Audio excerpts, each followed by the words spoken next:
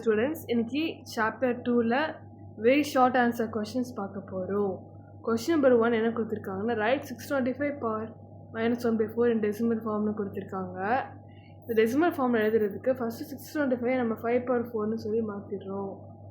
5/4ன்னு மாற்றிட்டோமா, அப்புறம் இந்த 4ம் power cancel ஆகிடுது.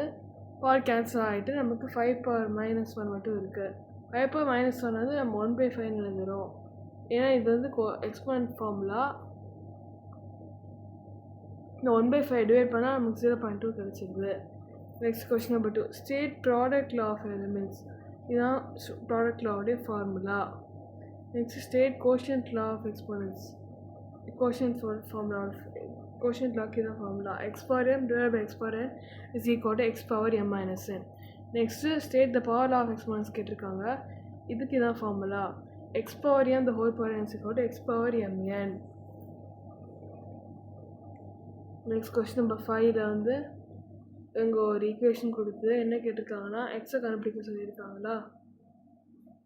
இல்லை, ஒரு என்ன find any positive real number x. For any positive real number x find the value ஆஃப்னு சொல்லி ஒரு ஈக்குவேஷன் கொடுத்துருக்காங்க.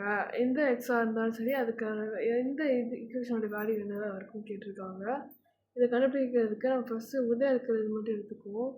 இங்கே வந்து நம்ம இந்த ஃபார்முலா யூஸ் பண்ணுறோம். a/m by a/n is equal to a/m minus n.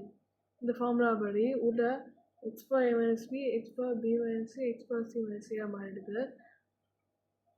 Next இங்கேயும் ஃபார்முலா அப்ளை பண்ணுறப்ப a + b × a minus b formula apply பண்ணுறப்ப a² - b² வருது.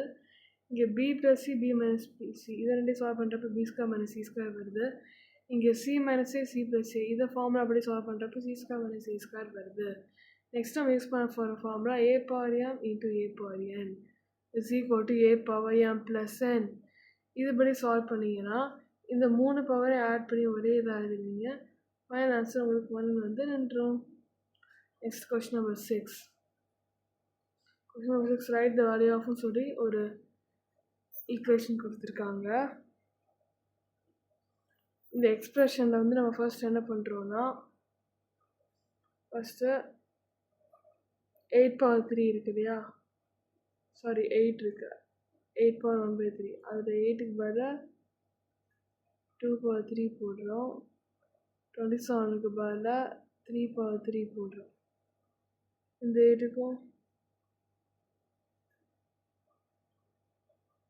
இந்த 8 இந்த 27 இந்த 2/3 3/3 போட்டோமா. நெக்ஸ்ட் ஸ்டெப் வந்து இந்த 3 கேன்சல் ஆயிரும். நெக்ஸ்ட் இந்த 3 கேன்சல் ஆயிரும். நெக்ஸ்ட் ஆன்சர் 5 இன்ட்டு இந்த பவர் கேன்சல் ஆனால் 2 + 3 மட்டும் இருக்குது. அப்புறம் power of 3 the whole power 1/4 இருக்குது.